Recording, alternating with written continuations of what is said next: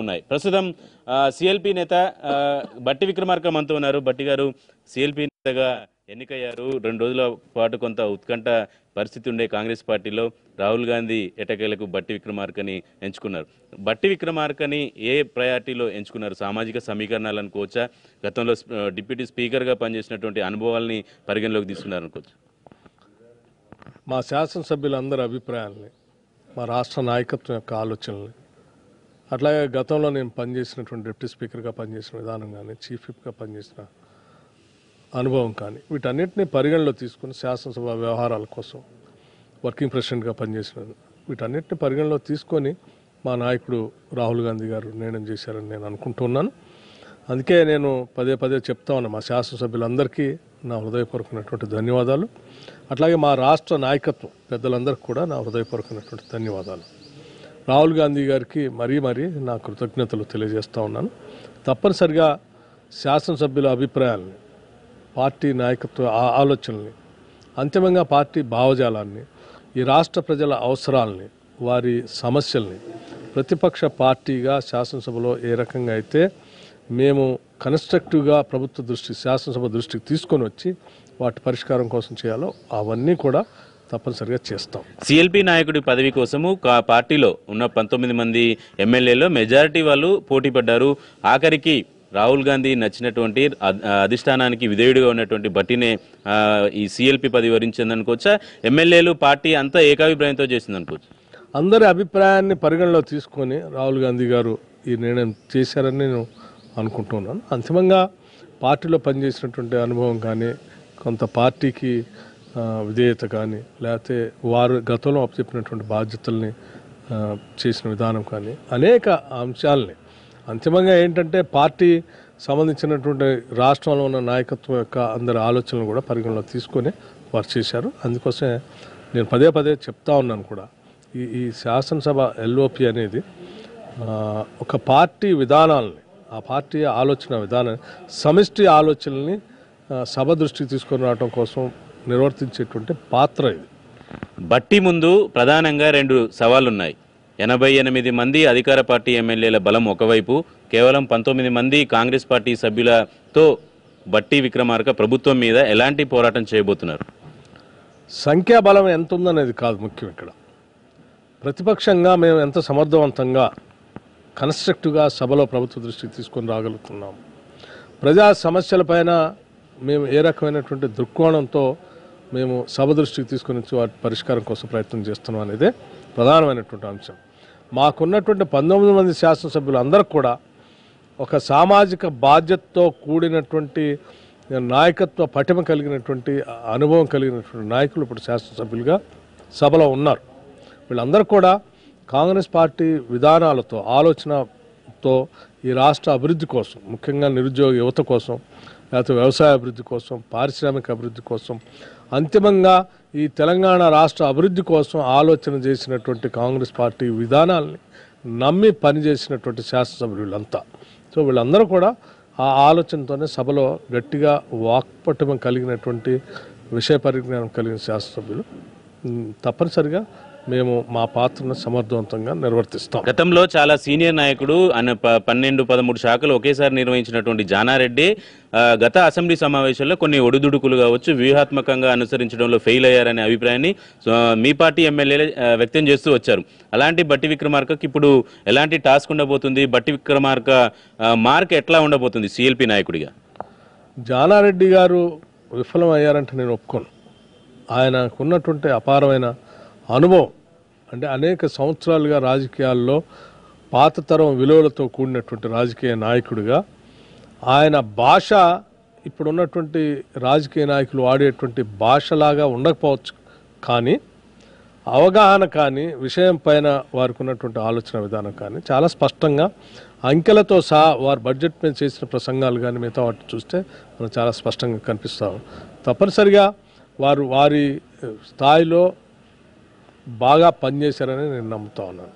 అట్లాగే ఇప్పుడు కూడా మా శాసనసభ్యులు ఉన్నటువంటి వాళ్ళంతా సీనియర్ శాసనసభ్యులు, సరే కొద్దిమంది కొత్త వాళ్ళు ఉన్నప్పుడు కూడా బాగా అవగాహన కలిగినటువంటి వాళ్ళు, వాళ్ళందరి అభిప్రాయాలని, అట్లాగే మా పార్టీ యొక్క ఆలోచన విధానాన్ని కూడా ఎప్పటికప్పుడు ఉత్పన్నమవుతున్నటువంటి అంశాలపైన పార్టీలో అంతర్గతంగా చర్చించి ఆ ఆలోచన విధానాన్ని సభలో ప్రతిబింబించి చేసేటట్టుగా ఒక్కొక్క సభ్యుడు ఒక్కొక్క అంశం పైన మాట్లాడటం కోసం ఒక టీమ్ స్పిరిట్తో వ్యూహాత్మకంగా ముందు పోవాలనేది మా ఆలోచన. పోతాం కూడా, తప్పనిసరిగా మేము ఆ రకంగా విజయం కూడా సాధిస్తాం.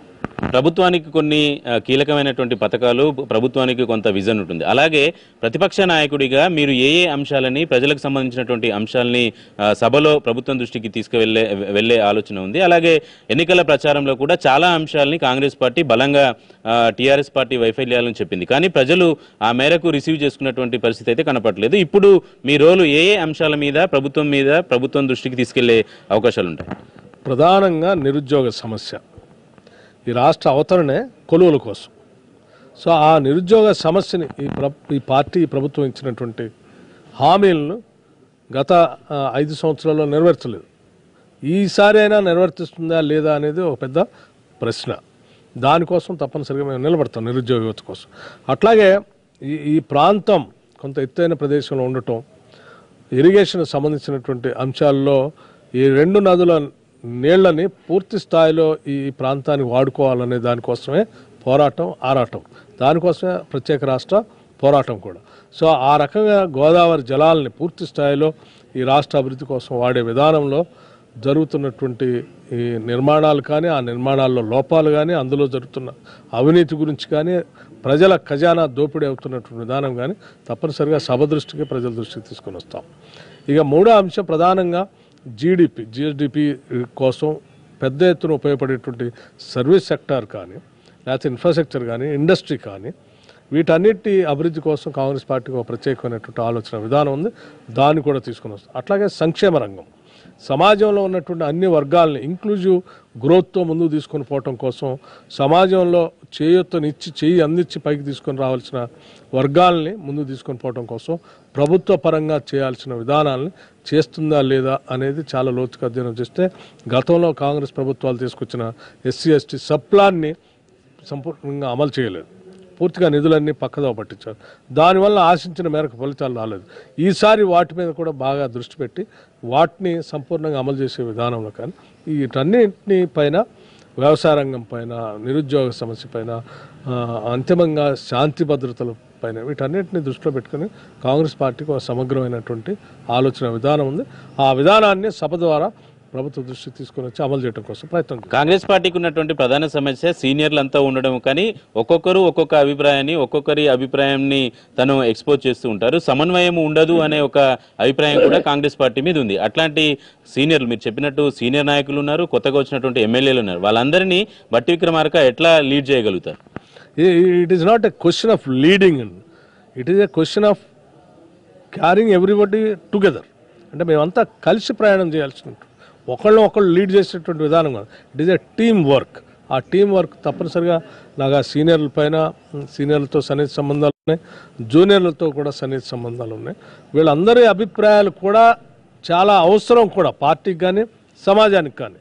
ఆ అభిప్రాయాలన్నింటినీ కూడా పరిగణలో తీసుకొని ఒక ఏకాభిప్రాయంగా వచ్చి ముందుకు పోవడం కోసం ప్రయత్నం చేస్తాం. ఆఖరిగా చెప్పండి, బట్టి విక్రమార్క ముందు ఉన్నటువంటి మరో పెద్ద సవాలు, పార్టీ నుంచి గెలిచినటువంటి 19 మంది ఎమ్మెల్యేలను కాంగ్రెస్ పార్టీలోనే కొనసాగించుకోవడం, వాళ్ళని కాపాడుకోవడం అనేది పెద్ద టాస్క్. దాన్ని ఎట్లా చేయబోతున్నారు? ఇప్పటికే కొంతమంది ఎమ్మెల్యేలు పార్టీ మారుతారు అనే ఒక చర్చ కూడా జరుగుతుంది. కాంగ్రెస్ పార్టీలో గెలిచినటువంటి శాసనసభ్యులందరూ కూడా, ఇప్పుడు ఉన్నటువంటి 19 మంది కూడా కాంగ్రెస్ పార్టీ ప్లాట్ఫామ్ ద్వారా, ఈ పార్టీ వేదికగా, ఈ తెలంగాణ ఇచ్చినటువంటి పార్టీగా ఈ రాష్ట్రంలో ఉన్న సమస్యల పరిష్కారం కోసం శాసనసభ్యుడిగా నా ప్రయత్నం చేయాలనే ఆలోచనతో పోటీ చేసి వచ్చినటువంటి వాళ్ళే. వీళ్ళందరూ ఎవరో అధికారం కోసం అరువులు దాచేటువంటి వాళ్ళు కాదు, లేకపోతే రాత్రి అధికారంలో పోయి పాల్పంచుకోవాలనే ఆలోచన ఉన్నటువంటి వాళ్ళు కూడా కాదు. శాసనసభ సభ్యత్వం ద్వారా సమాజ సేవ చేయాలని, ఆ సమాజ సేవ కూడా కాంగ్రెస్ పార్టీ భావజాలంతో వేదికగా బాగా చేయొచ్చు అనేటువంటి ఆలోచనతో ఈ టికెట్ మీద పోటీ చేసి వచ్చినటువంటి బలమైనటువంటి నాయకులు వీళ్ళంతా. వీళ్ళెవరు కూడా అధికారానికి లొంగేవాళ్ళు కాదు, లేకపోతే మిగతా ఒత్తిళ్ళకి అంతకంటే లొంగేవాళ్ళు కాదు. అందరూ కూడా ఈ సమాజ హితం కోసం శాస్త్రంలో వాళ్ళ పాత్ర పోషించడానికి సిద్ధంగా ఉన్నటువంటి వాళ్ళు. కాంగ్రెస్ పార్టీలో వాళ్ళకి మంచి అవకాశాలు కూడా, వాళ్ళ ఆలోచన విధానాన్ని ముందుకు తీసుకొని పోవడం కోసం మంచి గొప్ప వేదికగా ఉపయోగపడుతుంది. కాబట్టి వాళ్ళు ఆలోచనతోనే ఉన్నారు. మీరు చెప్పే ఈ ఆలోచన అంతా కూడా ఈ అధికార పార్టీకి సంబంధించినటువంటి వాళ్ళు ఒక రకమైనటువంటి మైండ్ గేమ్తో ఒక గోబెల్స్ ప్రచారం చేసి దీన్ని ఏదో డీస్టెబిలైజ్ చేయాలనే ఆలోచన చేస్తున్నటువంటి ప్రయత్నమే తప్ప ఇది వాస్తవం కాదు. అంతేకాదు, దాంతోపాటు నేను ఇంకో విషయం కూడా మీ ద్వారా, అంటే బాధ్యత కలిగినటువంటి మీడియా, ఒక ప్రజాస్వామ్యాన్ని నిలబెట్టాల్సినటువంటి మీడియా, నేను చాలా స్పష్టంగా కొన్ని విషయాలు చెప్పదలుచుకున్నాను. ప్రజాస్వామ్యానికి అత్యున్నతమైనటువంటి వేదిక శాసనసభ, ఏ రాష్ట్రానికైనా. శాసనసభలో ప్రధానమైనటువంటి అంగాలు ఇటు ప్రభుత్వం, ఇటు ప్రతిపక్షం, అటు శాసనసభ సభాపతి. ఈ 3 అంగాల్లో వ్యవస్థల్లో ఏ ఒక్క వ్యవస్థ